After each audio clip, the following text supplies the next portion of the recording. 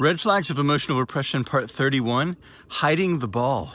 This is an important one to talk about because the science of emotional repression and how it manifests in people's lives is pretty new.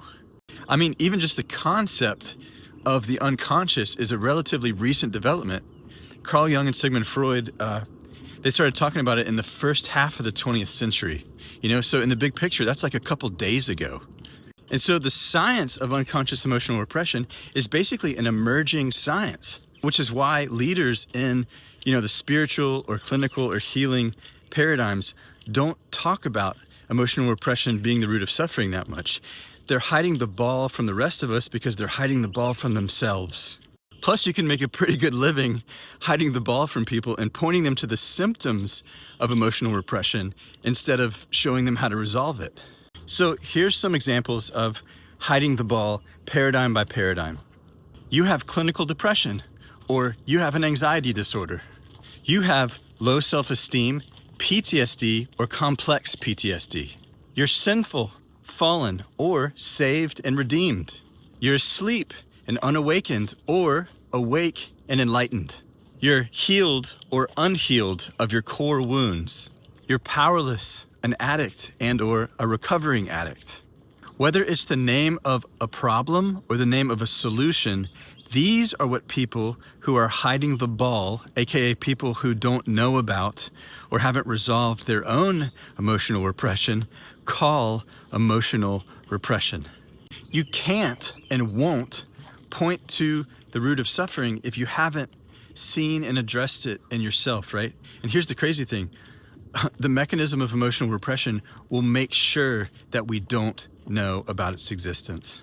By design, buried repressed emotions, because they're buried and repressed, hide from us. And they do this by forcing us to identify with beliefs or identities like I'm depressed, I'm sinful, I'm unhealed, I'm addicted, which then get reinforced by other professional ball hiders, right? Yes, you have depression. Correct, you were born into sin. Affirmative, you are unhealed. And spot on, you're an addict, right? This is what people who are in emotional repression will tell you about your emotional repression.